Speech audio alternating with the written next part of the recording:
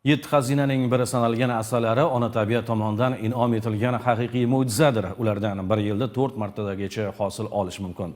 Surxondaryoda asalarichilik bilan shug'ullanib kelayotgan tadbirkor ham bir yilda 3 ta viloyatda ari uyalarini parvarishlaganligini va mo'may daromad topayotganligini ma'lum qildi. Muxbirimiz Muqaddas Panjiyeva tomonidan tayyorlangan lavhada ushbu sohada hamda tadbirkorning muvaffaqiyati haqida hikoya qilinadi. Bir vagon ichida mehnat qilib millionlab daromad olish mumkin. Buni asalari parvarishi bilan shug'ullanib yiliga 4 marotibagacha hosil olayotganlar yaxshi bilishadi. Bobosidan hunar sirlarini o'rganib, ota kasbini davom ettirayotgan Jasur Sharipov mitti hasharotlarga mehr berib, hozirda ikkinchi hosilni yig'ishtirib olish harakatida. Birinchi mavsumga 6-7 kilodan bergandi, ikkinchisiga 5,5-6 kilodan to'g'ri kelyapti.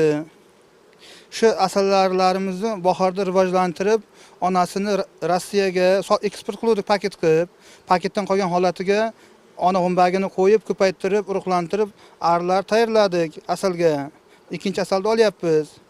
2 oshqozoni bo'ladigan yagona hasharot bu asalari. Biri asal uchun bo'lsa, yana biri ovqat uchun. Ular bilan til topishganiga 25 yil bo'lgan Jasur Sharipov esa mahsulotiga mijoz topishga qiynalmaydi.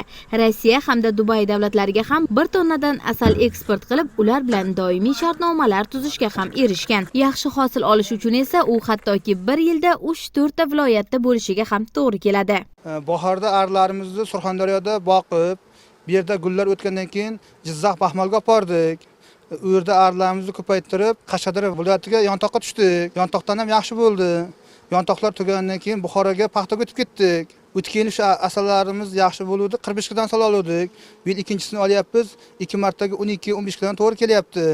Surxondaryo boshqa hududlarga qaraganda asalarichilik uchun juda qulay. Bahor-yoz oylaridan to asal olish mavsumi boshlangunga qadar asalarilar, giyohlar va daraxtlar qiyg'os gullagan joylarda nektar yig'ib hosil to'playdi. Bu jarayonlarni amalga oshirishda asalarilarga qulay muhitni yaratib, parvarishi bilan shug'ullanib kelayotgan lavhamiz qahramoni mehnati ortidan kam bo'layotgani yo'q.